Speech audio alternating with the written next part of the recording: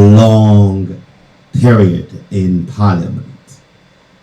So you've seen the 4th, 5th, 6th, and the 7th, and now the 8th Parliament of the 4th Republic.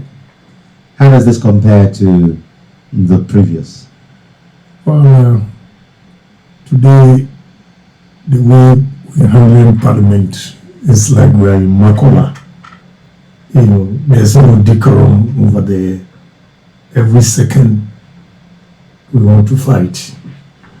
And when we took over, or when we went to Parliament in 2001, although we disagreed on certain issues, we never go to that. There's no system in Parliament. I haven't experienced anything like this before for all the 5 terms except this one. And it's all because the numbers are close, and in actual fact, you don't know who is in majority, except when you add the independent candidate to it. So it's not a big problem. And it's not interesting at all what is happening in Parliament. But that is democracy. That's the situation we find ourselves in. And therefore, we have to make the best out of it. So in short, I would say that all the systems, this is the worst. You know, when I'm going to Parliament, I don't even have the zeal. And nothing is being done over there because we don't understand each other. When it happens like that, there's a proverb that says when 2 elephants fight, is the earth that suffers, or the grass that suffers. That is exactly what is happening, because majority and minority are fighting and also in disagreement. The country is suffering. So it's about time we speak the truth and make sure we move this country. In 2024, whoever wins, so be it. But as it is today, NPP is still in power, and therefore I will entreat my brothers in opposition to compromise. At the same time, the government should also compromise. You cannot be on the defensive all the time. If you do that and there's no compromise, there will be no peace, and that will derail development. So I'm entreating both sides that we need to come together in the name of the country and move things forward. That's what I'll say. Well, thanks. Very, very sound opening statements. You're very vocal, never shying away from controversy, and but on the night of the election of the speaker, you were sitting quietly minding your business. It's something that we couldn't help but notice. Well, you know, when I was 30, 40, maybe 45, 50, I would do that. I would also be shouting across the room. But 6 times in Parliament, I've seen it all. And therefore, I didn't want to get involved, you know, over 60. I left it to the young ones. And I was observing what was going on, you know. So, when you are young, you do things differently. When you are old, you also do things differently. And it's a different perspective with the 2 ages, the youth and the grown-ups. Okay. You know, the way you have the youthful exuberance and react to issues.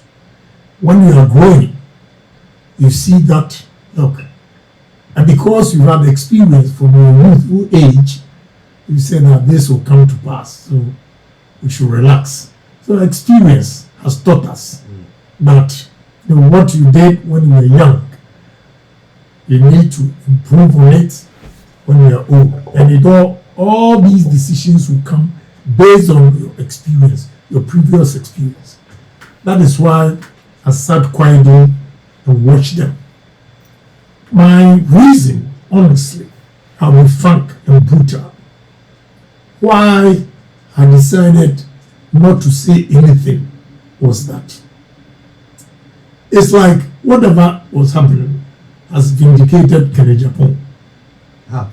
Because I went round during the campaign pleading with NPP people.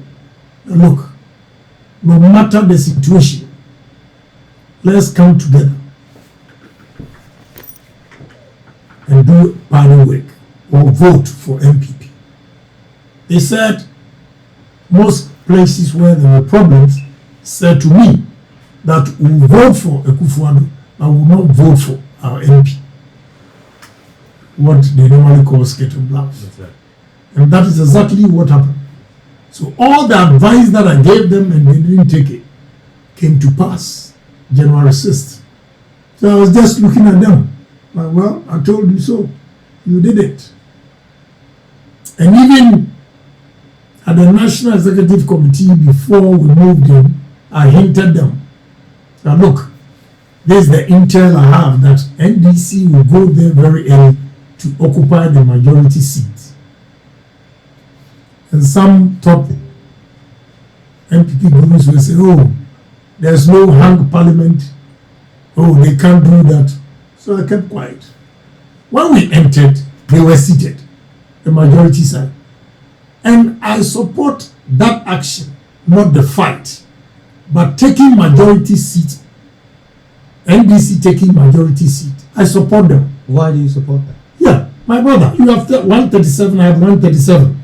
Until the independent candidate decides to join one political party, you cannot say you are majority. So if they go and occupy the majority seat, they are 137. They are 137. So first come, first serve. Case closed. That is exactly what happened. That is why I support them. So I just kept quiet and watched things to unfold because it's like I told you so. Did you, in your rounds and admonishment and warning to the party, hierarchy, mention anything about the Formina situation? Because one would say that what we have in Parliament was because the MP I went there myself. I went there to talk to them. And I spoke to the independent candidate first because I like him. Then, of course, I have to do party work. So I went to campaign for the NPP candidate.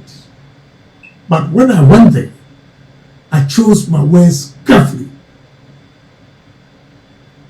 I didn't want to inflate passions because my underground work clearly indicates that the people were not going to budge unless we bring the independent candidate or the former MP of the back.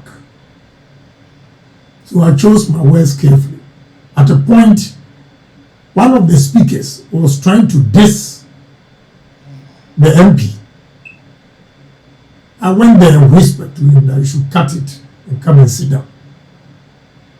We're making peace here, so you cannot go and insult the MP. And they told the MP all the things I said. Apparently, he had his name there. And because of the way I spoke, when he won, I called him. And he pleaded with me even before he went to pick the nomination forms. I called him and he knelt before me and said, "Senior, the way I like you and respect you, but if you push me to stop, we'll lose the seat. And I assure you that I'm going to win the seat. So please, allow me." For the way he spoke to me, I said, "Well, that if that's your decision, fine." Okay? So I had to do that. And now let me tell you, for him to come to our party and join us, I paid 1 million cedis check. Agyapong is my witness that I paid to the former chairman to step down as a chairman, because the condition he gave us was that so long as we have the NPP chairman there as chairman, he is never going to join NPP party. Which chairman are you referring to? The former chairman. Oh, the constituency chairman. Yes. Okay. So I had to call the former chairman and say, look, well, for the sake of the party, I'll do it, but I also owe some banks. He showed it to me. He was owing a bank. I said, okay, for peace. I gave a check of 1 million. You can call him and ask him. That's how come he resigned. People don't know what we do behind the scenes to move this party. Before you come to your next question, let me chip in this. Yesterday, I read, I don't know how far is the truth or is true. Dr. Makuba was saying that President Akufo-Addo has not treated Adwoa Sarfo well. The party has not treated Adwoa Sarfo well. I respect Dr. Makuba very well. So I want to inform you quietly and nicely. I will not insult, I will not do anything. But to let him know that there are fine gentlemen and women in the party that have made several efforts to talk to Adwoa. First is the president himself. I don't know why he has a soft spot for Adwoa Sarfo. 2 is the chief of staff. 3 is Honorable Chairman and myself. Dr. Makuba, what the treatment Adwoa Sarfo is giving to NPP today, if you think Adwoa Sarfo's seat is declared vacant, we are going to lose. We've already lost again. Already, we've lost because the woman is in the name of NPP, but she doesn't come.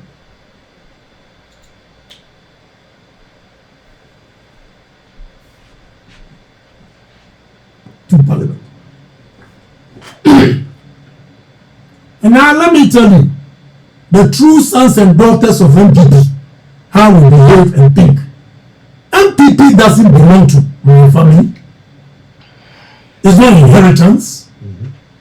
We all collectively believing in one ideology join the party. So one person cannot impose his or her will on the party that this is the only thing that will make me join the party or do what you want me to do. It is completely wrong.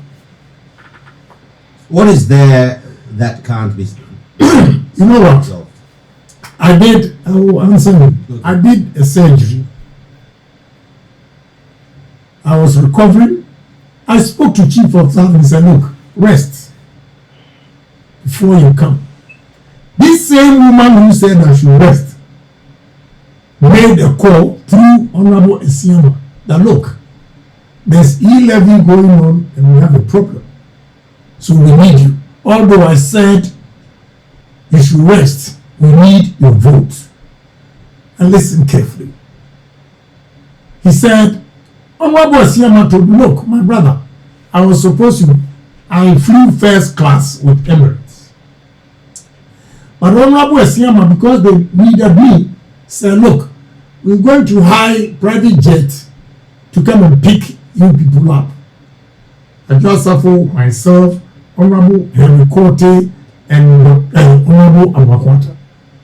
What I said to them is that, please, I don't want my name anywhere. You, any flight, because mine was going to be Monday and they needed a vote on Friday. So the Thursday, I said, any flight you get for me, I'll come. I don't want any private jet. Henry Korte drove from Philadelphia. Dr. Mwakuba should listen carefully. All the efforts everybody has made, a commitment that we've all made. Henry Cote drove from Philadelphia to New York, Kennedy Airport. Honorable Amwakota flew from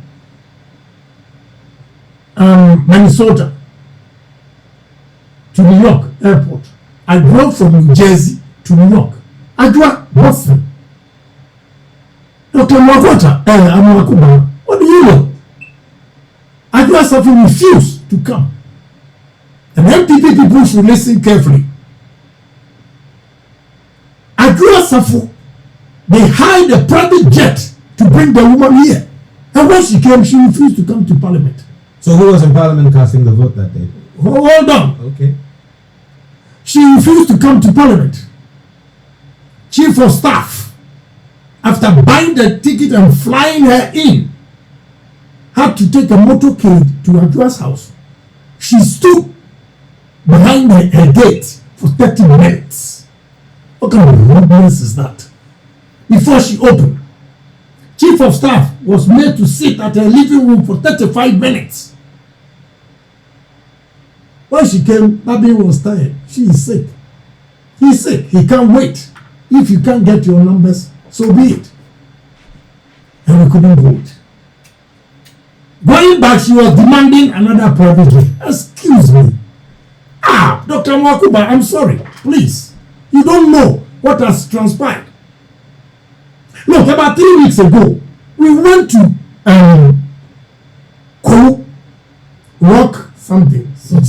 Rock City. They put pressure on me to call Adwoa Sarfo. I placed the call through my daughter 13 times. She refused to talk to me. She refused. What do you want us to do again? My daughter said to me that, oh, Daddy, my birthday, I've not received my birthday present. She was born 27th December. I said, okay, put your mother on the line to give me account and I'll let my friend transfer the money. She refused to talk to me. I heard it. The girl was holding money. Daddy wants to talk to me. She refused to talk to me. A chief had traveled to where she is just to convince her. She refused to come. Dr. Mwakuba, if we lose Kwabenya's seat, we've already lost. By her behavior, we've lost. So if there's a by-election that we lose, we don't lose anything. Case closed. Look, I have 2 kids with her, so I'm very, very careful the way I go about things. Family issues are put aside. All what I'm telling you is political efforts that we made. I applaud Dokua. Dokua had just delivered 2 weeks. She left the baby to come here. The second one, she came. Adwoa says no. And now look at her conditions. Dr. Mwakuba, I respect you. What are her conditions? Adwoa now is saying that before she comes, Daniel should listen. Kennedy Agyapong, I'm not a madman just to go and talk. Adwoa's condition is that you have to remove Alex Markin as deputy majority leader. Yeah. Announce it that Alex Markin has been removed. Then she will take a plane and come here. Second one, another demand is that if you don't give me what I want, you are not going to get the E-levy passed. And if you don't pass the E-levy, you will go to IMF. So unless you give me what I want, I will never come. But apart from her request to have Alexander Fenyamakin removed as deputy majority leader, what else is she asking for? That's what I just told you, that I will not come unless it's announced that it's been removed. Right? And the second one was that if I don't come, E-levy, if you don't give me what I want, I will not come. E-levy will not be passed. If it doesn't pass, you go to IMF. I have gone there to Chief of Staff's office to plead on behalf of Adwoa, and he said, my brother, please don't go there. If you are saying A, B, C, D, I've just spoken to her. This is her demands. So I said, well, I've done my part. What would you think would account for her request for the removal of the deputy majority speaker? Well, maybe she's not happy as a minister for what? Gender. Maybe.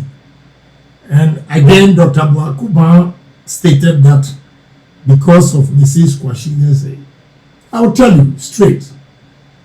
You see, all those people born in Accra, Kumasi, in the cities, you should go back to your village and learn common sense and wisdom. See, you guys here born in Accra, lethargic babies, you take decisions anyhow. Go and stay with your grandmother, your grandfather in the village. You think, oh, the village boy, this and that. But the common sense and the wisdom, the impact. Why I'm saying that is that the school feeding coordinators, listen carefully. When Adwoa was made the president, the minister, they came to me. Oh, Adwoa is your wife.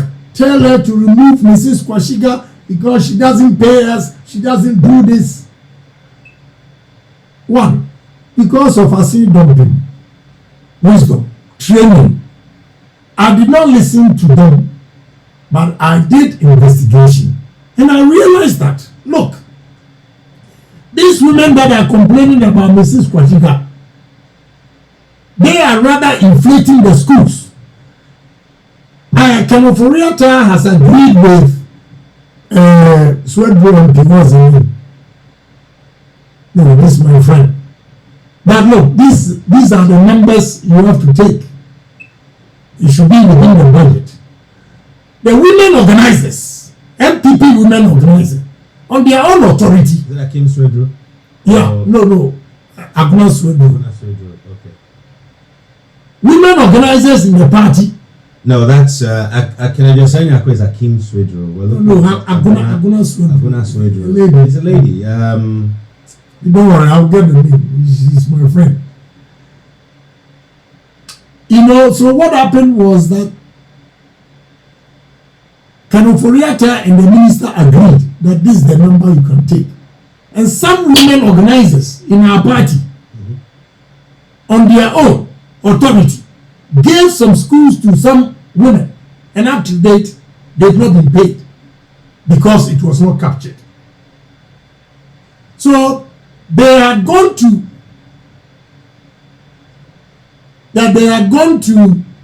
Mrs. Quashigah to change the names of the schools or put in more schools for them. And he said no. Cynthia Morrison is the name of it. Yes, Cynthia. She should today. What she will do today? My good sister, I have a problem now. So these coordinators, they were pushing the woman, and the woman said no. But you see, they made a U-turn, came and complained that I should convince Adwoa to remove Mrs. Quashigah, which I didn't do it. Unfortunately for her, she didn't listen or investigate. And within 6 months in office, he said that the coordinator should leave. And let me tell you straight. Let me tell you, I don't miss words. Me, in NPP, and you media people, the way you twist, I want to state it emphatically. And it should be reported as it is. Not twisting. Two things. Family matters I will not discuss here because Adwoa is good, taking care of my kids. But politically, I will choose Mrs. Quashigah over Adwoa anytime. Anytime, any day.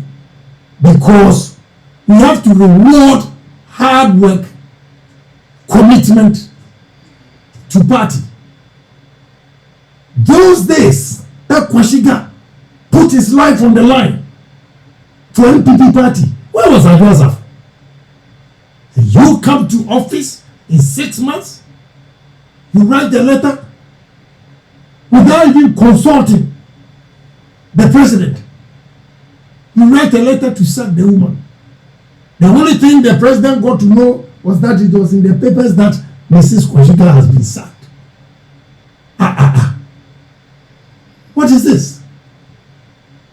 So if the president instructs you to reinstate the woman, Otikwapa, Dr. Mwakuba, we respect you, you're a very good man, a loyal party, but respectfully, before you also comment, you should investigate and ask questions before you go and put it out there. If we lose, so what? We've been in opposition before. Why are we being threatened all the time? You lose, you lose, you lose. Do you consider that a threat? Yeah, of course. That if you make a mistake and remove Adwoa Sarfo, I want to tell Dr. Mwakuba that Adwoa Sarfo is in parliament in the name of NPP, but we are in opposition. So if we lose, we go to by-election and lose, it doesn't make a difference, I tell you. For the way the girl or the woman is treating NPP party. Look, we all have problems in the party. Me, let me tell you, all the sacrifices I've made, with the exception of the judge that I was annoyed, they wanted to take my land and I insulted them. Every court case that I have in this country is because of NPP. But nobody in NPP has even asked, oh, how is the court case? You clearly have a heart for... Shake it like that, shake it boom.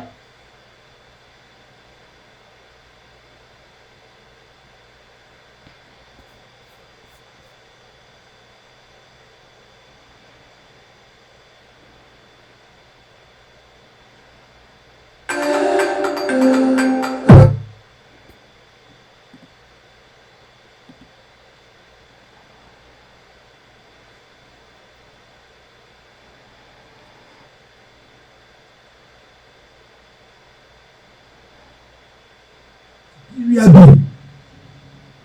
So, with this pandemic that the whole world is suffering from it, who is going to take his taxes and give it to you? Who? So we have to be independent by collecting these small taxes here and there so that we can also run the economy. But if I hear some people argue that we should go to IMF, any government that goes to IMF has failed. And we haven't failed for the good works that we have done in this country. You should applaud Kennedy Agyapong. He's not well, but still, yesterday I heard them in war. All in the name of the country. Please. Now let me explain the e-levy to you. I think there is a problem because yesterday I was listening to Asempa and the Japan stressed 100 cedis you pay 150. You're referring to Japamesa? Yes. Japamesa, okay. And yesterday at the GBC, the workers there, some were telling me that, our people don't explain the e-levy well to the masses. Which I disagree because it's like they've been polluted and they don't want to know. But let me take this opportunity to explain. Look, if you are sending 200 cedis to your mother, first 100 cedis is zero tax. The second 100 cedis, you pay 1 cedi 50 pesos. So if you are sending 300, you are not going to pay 4 cedis 50 pesos. You pay 3 cedis because the first 100 is free. Ghanaians should get it clear that the first 100 is free. The second 100, making 200 that you are sending, you pay 1 cedi 50 pesos. So if you are sending 300, you pay 3 cedis 50 pesos. If you are sending 400, you pay 4 cedis, 50 pesos, instead of 6 cedis, because the first 100 is free. Now, of 40 years, we have to listen carefully, because maybe they are refusing to accept, or we don't communicate well. The first 100 cedis you send is free. Now, let me tell you, after that. the mode of transactions, business of late, is on our mobile phones everywhere in the world. So what America now is doing is that they call something Cash App. The Cash App, the first $500 is free. If you send $600, the $100 is taxable. They deduct. Now, they call something structuring. Within 24 hours, if you want to beat the system, for instance, I want to send $1,000 to you. Today, I'll send 500. Then tomorrow, another 500. Then tomorrow, another 500. When you send 500 today, and within 24 hours, you send another 500, it is called structuring. You are trying to beat the system. So immediately it triggers to IRS. They report you to IRS. IRS will not come after you. But at the end of the year, there's a printout to you to go and file your tax. But this is the business transaction you did on your mobile. Some friends are saying that you don't have to compare America. Why not? America, the richest nation on earth, even is applying some form of e-levy. How much more a poor country like Ghana? So surprisingly, we want to know, I know they do corporate social responsibility. I don't doubt that. These telcos, they are charging 2 cedis. And Ghanaians don't find any problem with it, my brother.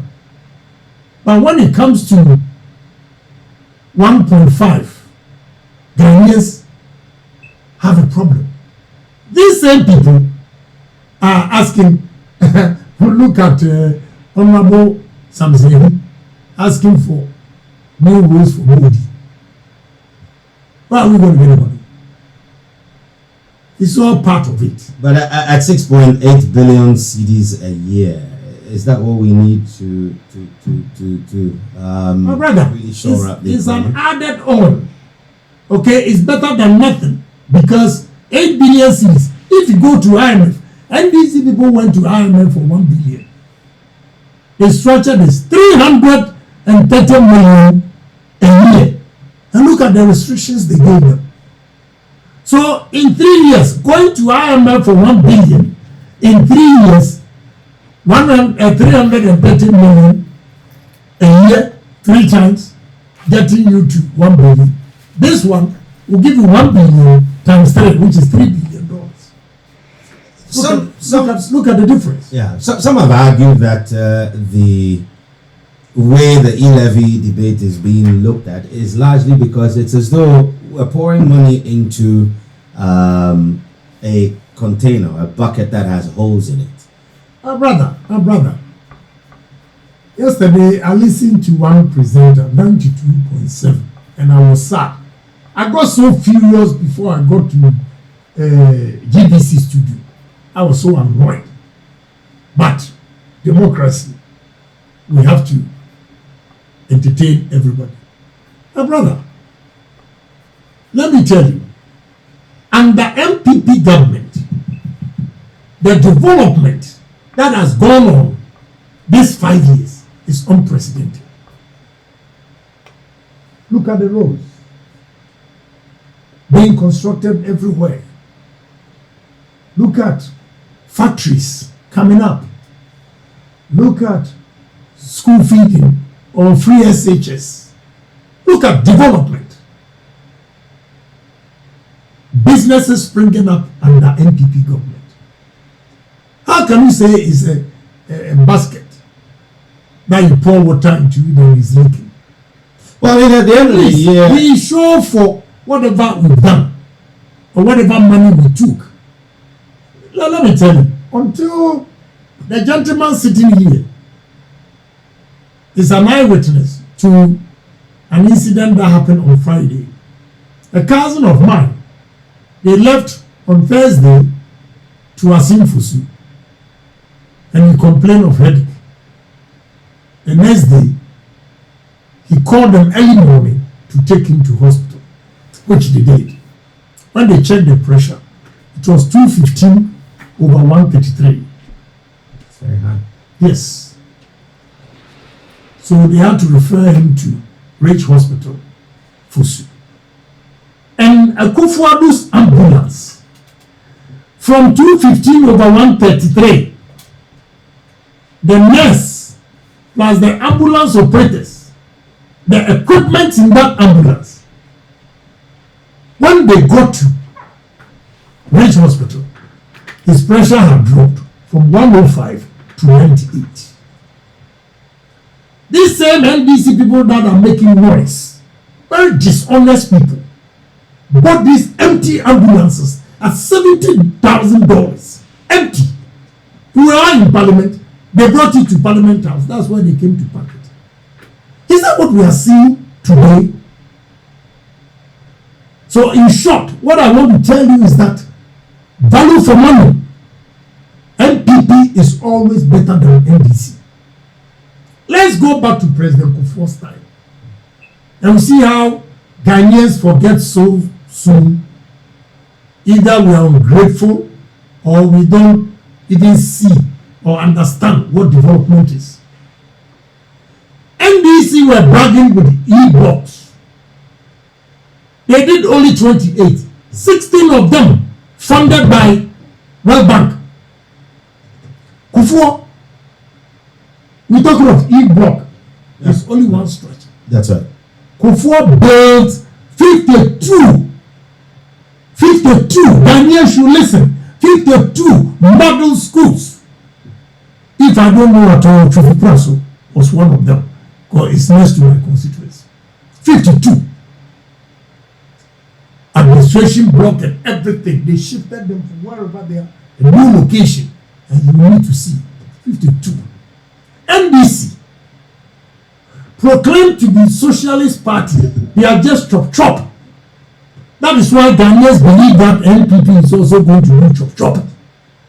And because of the way they believe and understand governance is chop, they inculcate that into Ghanaians and they believe. Why I say chop is that? Why on earth? You are blaming Bawumia. When this interprobability at the Bank of Ghana and the rest, NDC gave a contract for $1.2 billion. And Bawumia did it 4.5 million. Ghanaians, please give me a break here. We've forgotten so soon. Look, let me show you. Because it's there. Now you don't see the importance of it. But the ideas, the vision of a leader. Look, under Kufuor, we had Mohammed. Under Kufuor, we had Kibisky. Under Kufuor, we had Golden renovated. Takrady. It was given to Western Diamonds before we came and all those things. You have Holiday Inn. All came under Kufuor. NBC in 8 years. With Atamos praising or singing, Minyanum, Awala Yinza, Amamazi, Minyam Sumfo, and Ameba, Petrometro, boom, boom, boom, boom. What did we see? But when it comes to petrol, the president, Nana Akufo-Addo, also said that he was going to drop prices. Yes, but let me tell you. Happen. Let me tell you. Akufo-Addo took over in 2017. When did you experience COVID? 2019? Well, 2020 March. 2020 March. So he didn't even finish the first term. I'm drawing attention to something. That NDC government, anytime you have NDC government, the global economy performance favors NDC. Anytime NPP comes to power, the global economic performance do not favor NPP. You know what? I'll give you an example. You forgot. In 1998, that was the time that the cedi depreciated about 150%. 1998. Oh, yeah, we had, I think, about 28% of inflation at the time. Good. But do you know how much crude oil price was? $20.63. President Kufuor's time. In May 2008, it was 147. In June 2008, it was 179.9 cents per barrel. Immediately that we lost power, it dropped to 67. I also ask you the same question. But at times reduce fuel prices. When it dropped from 180 or 17, I have to be specific. Yeah. It was 179.9. Immediately they took over. Fuel prices came to 67. I'm a boom, boom, boom. Did you see that? So in essence, if both Atamios and Akufo don't say they're going to, the price of petrol is not something that can be made political. Yes, I agree with you perfectly. Yeah, I agree with you. So we can't be using those. I mean, I get the point you're raising. So even today when I was coming, Yeah, Brent crude is $97, inching closer to 100. good, and America has predicted in 40 years inflation has not risen to 7.5%, but because of COVID and because of the money that Trump printed trillions of dollars into it. I agree with him. I'm not condemning Trump because he needed money for the country. They printed the money. Now inflation, American history, 40 years is 7.5. Europe, inflation was 0.2, 0.3. Now European Union is 4.68. Do you know what inflation does? What are your thoughts on it? You know, so what I'm saying is that globally, all nations are suffering. Prices of items have gone up. An item that I was paying $12 in America today in 2020 is now $21. The prices have gone up. Yes, It's a global because phenomenon. because of pandemic. But at the time when, and I'll use this analogy. Okay, skin you hot. I'm no papa say and skin you and a big guy. Wasa guy alone case you hot. One waka crazy. Now, ube fi krumaba or no ube fi krumaba no wa top papa yash and amutu muaba na or the abisi way. That is the sentiment you get from people, that the size of the government is big, we're not cutting waste in certain areas, and yet we're being asked to pay a little more because it's burden sharing. My brother, it's easier said than done. If you say we should cut waste, give us the areas we should cut.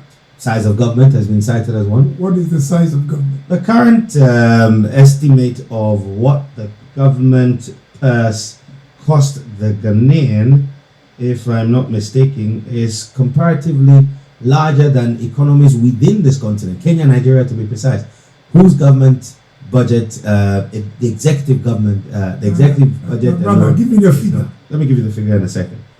But so you are not in agreement that the government is big. Give me the figure. Alrighty, so let me just share this with you. Now, these figures, in comparison with the budget controlled by the Kenyan presidency, as compared to the control by, okay, so Kenya's economy, and this is from the national budgets of each country. The Kenyan government GDP is at $480 billion. 107. Nigeria is at 480 billion. Ghana is at 70 billion. Our 70 billion. Yeah. Okay, is the least in the three. But this is the money controlled by the presidency. $221 million by Kenya is the least. Nigeria has 387 million. Ghana, $470 million.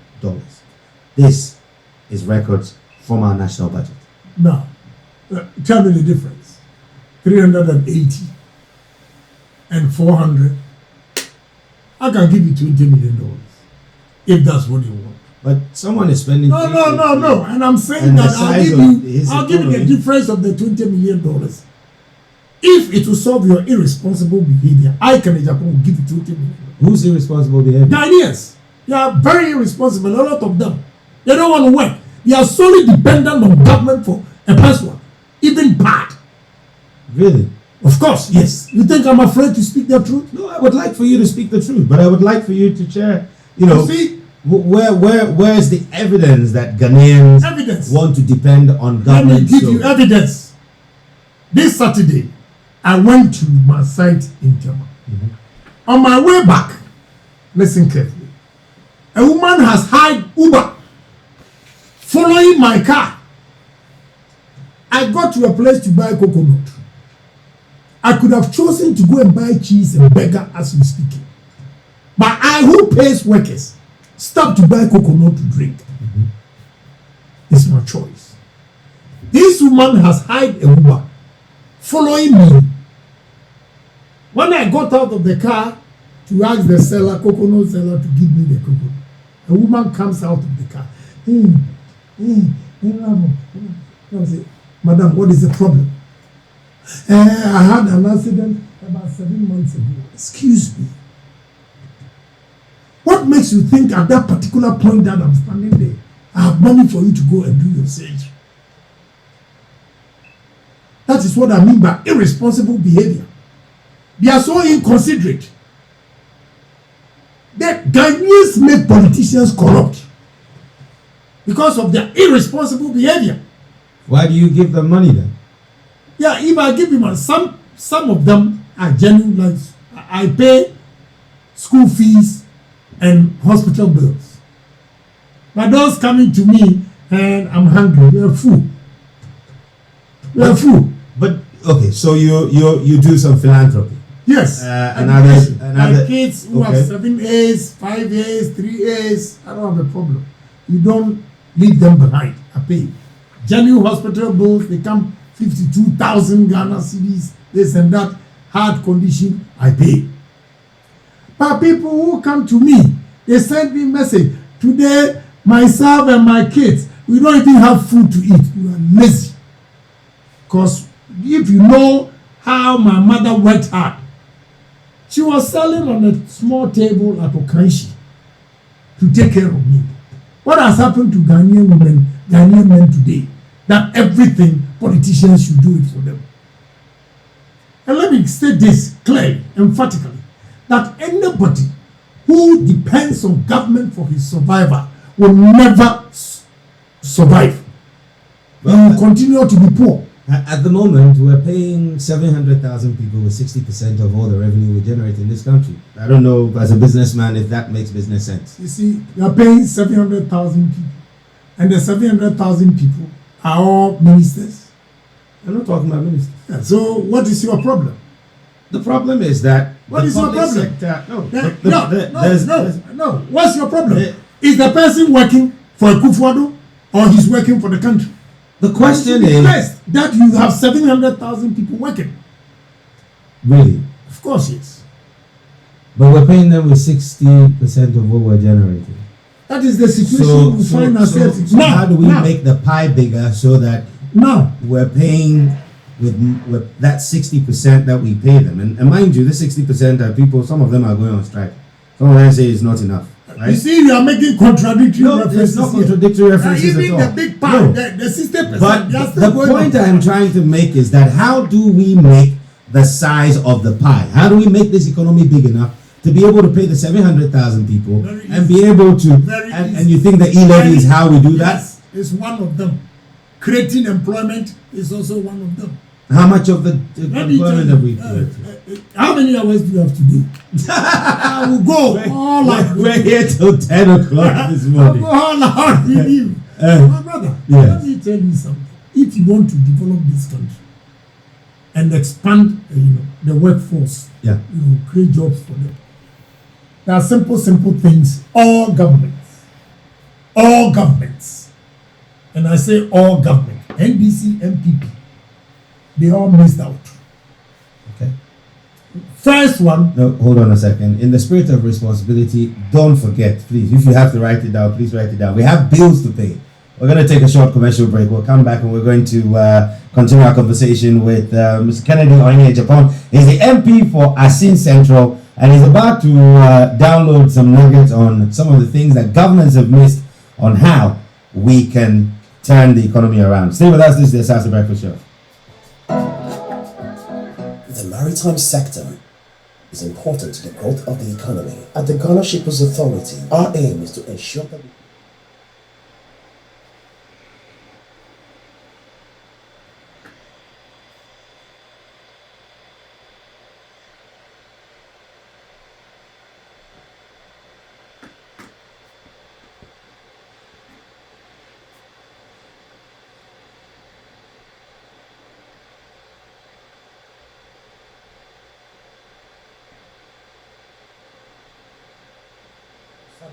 building. Engaging conversation, and he's about to drop some serious nuggets on some of the things that he feels we could be turning to what I would like to call the lowest hanging fruits. But in the meantime, GOIL has good news for you, and they're rewarding prepaying Go Card customers with 2 pesos per litre on fuel. You can also enjoy discounts on lubricants at GOIL stations nationwide. Knowing where you came from, it gives you a sense of this is who I am. Of no return, you will not come back to the same entrance. You will go through another side. And for Cape Coast to make money, it's simple. When you go to Cape Coast Castle, between the Cape Coast Castle and their park that President Kufuor built, the Jubilee Park. Yeah, in between there, you put a hotel. What do you see there? They smoke weed and they ease themselves over there. You'll be lashed. And take it from me. If I'm president today and you go and smoke reefer over there, we'll arrest you, going for minimum 1 month. If you go and ease yourself, we'll lash you. Well. We put affordable hotels there. I use the word affordable. Ghanaian hotels are too expensive with so many taxes. Isn't it because of the economies of scale? Economies of scale. Let me tell you something. EPA, all these taxes. What is EPA doing for tourism? Environment. Please, give me a break. I will slash all those taxes so that hotel prices will be affordable. That will attract influx of tourists to come in. When they come and the thing is too expensive, they don't come back again. But before you do this, construction of roads will come in, developing the tourist sites will come in. And when construction is going on, employment is being created or expanded. The way Ghanaian workers at the restaurant frown their faces, and you need to teach them. Smile, all your teeth, show it. This is the way we have to move this country. Tourism, your hotels, they have to check if there's filthy, roaches, we shut it down. We have to be firm. Now people, when anybody who makes money straight to Dubai, why? Let me tell you, Abu Dhabi has oil. The same sea where Dubai is, there's no oil. By seeing how they've used tourism to develop Dubai. You can't compare Abu Dhabi with all the money to Dubai. So if we want to move this country, the amount of money tourism can bring. Look, typical example is when President Akufo-Addo said, well, the diasporans and whatever. What was it? The year of return? The year of return. That they can come? Yes. Over 2 billion came into this country. Well, the global, what do you call it, 2020, global GDP for tourism alone was $4.67 trillion. You see, what is the portion? That was just when the COVID was. What is the portion for Ghanaians? So we can cut a big slice of this. Case closed. Unfortunately, look, when you go to Paga, my brother, crocodile, you see these young kids sitting on crocodile. I'm scared. Me too. When I was going to Laura, elephants were crossing the road. You need to wire the whole place about 40-60 kilometers and put these animals in. Do you know how much Kenya is making? Do you know how much Botswana is making? Are they different from us? They are not, but because it is not our priority, we overlook things.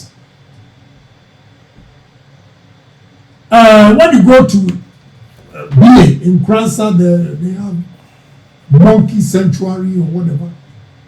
Look at quite a few of the monkey sanctuaries around. Shah Hills, yeah. You see them.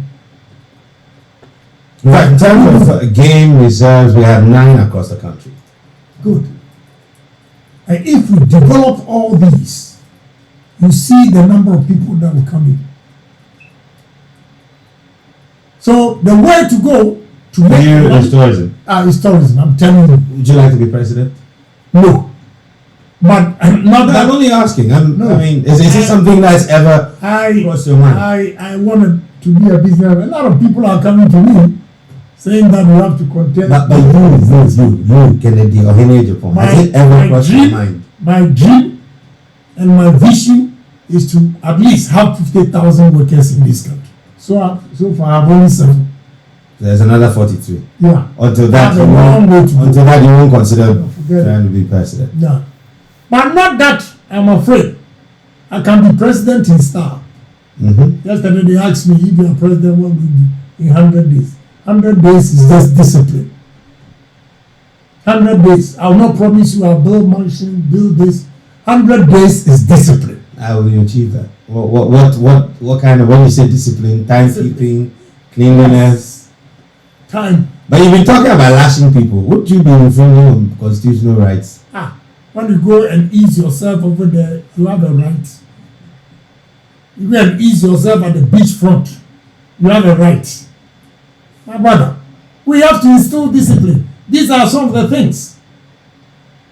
You see, radio stations, I heard him saying that he left here 1 day and he's back. There are so-called 700,000 people. 9 a.m. I will not blame the junior officers.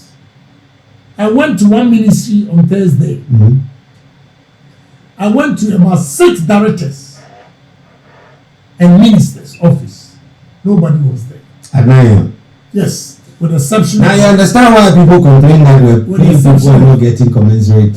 I can answer to that. With the exception of the finance director who was there. Nobody. Why is it that 6 o'clock, 7 o'clock, you are at post?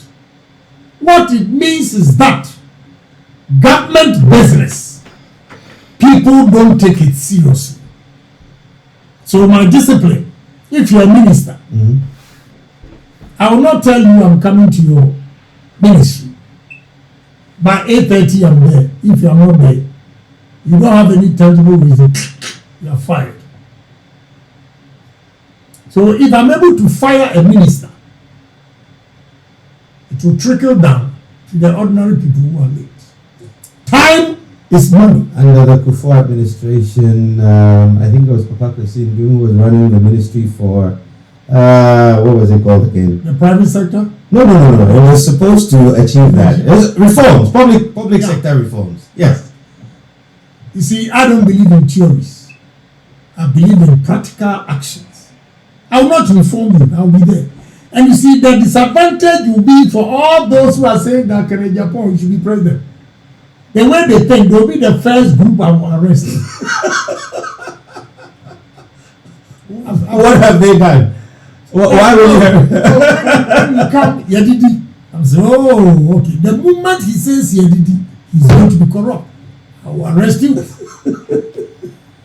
You're going to arrest someone for having dreams of a better life just because you're president. The word is not a better life. Greed is the word. You see, so when we have discipline in 100 days, Ghanaians will abide by, look what Henry Cote did.